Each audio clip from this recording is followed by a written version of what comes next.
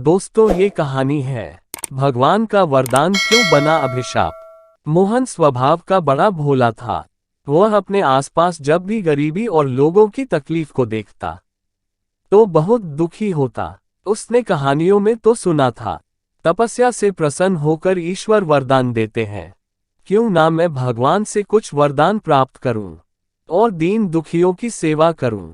ऐसा विचार कर मोहन पहाड़ों पर चला गया, जहां बेहद घने वन थे। धूप कभी कभी जमीन को छू पाती थी।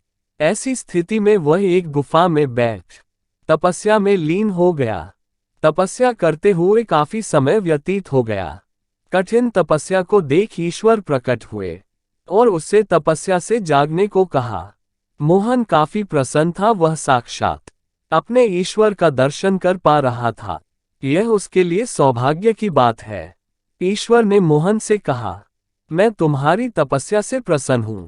कहो, मुझसे क्या आशा करते हो। मोहन बोला, प्रभु, मुझे आपके दर्शन हो गए।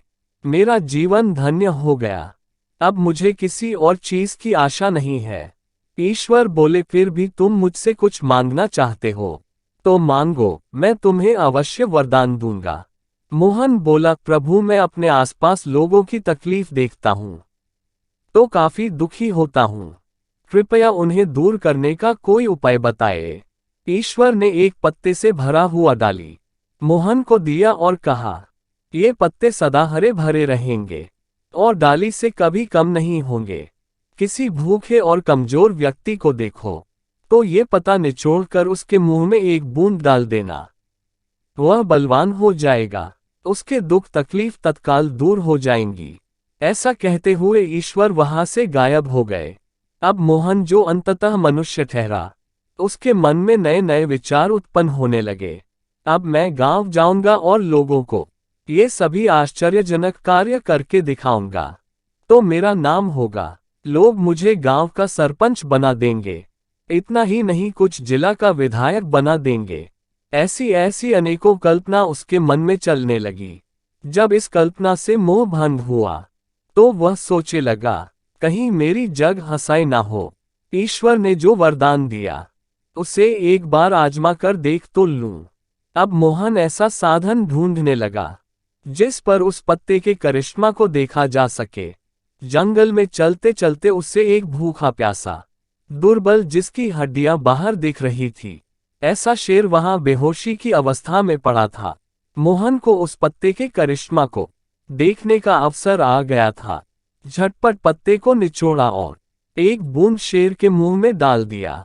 जैसे ही एक बूंद शेर के मुंह में गिरा, वह बलवान होकर खड़ा हो गया और सामने मोहन को पाकर अपना भूख मिटाने की सोची। क्योंकि भूख की अवस्था से ही तो वह मूर्छित बेहोश पड़ा था।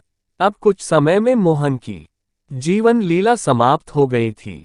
दोस्तों, इस कहानी का निष्कर्ष ये है कि महत्वाकांक्षी लोग थोड़े स्वार्थ के लिए अपने विवेक को खो देते हैं। वो ये भी नहीं सोच पाते कि उनका इस कार्य से नुकसान हो सकता है। ऐसा ही मोहन के साथ हुआ। उसने शेर को जीवित करने से पूर्व कोई सावधानी नहीं बरती, बल्कि वह अपनी महत्वाकांक्षा के मद में अंधा हो चुका था। उसे यथाशीघ्र खुद को प्रसिद्ध करना था। इस कारण उसके लिए भगवान का वरदान अभिशाप में परिवर्तित हो गया। दोस्तों, आपको इस कहानी से क्या सीख मिली, हमें कमेंट करके बताएं। वीडियो को लाइक कीजिए और अपने दोस्तों को शेयर कीजिए।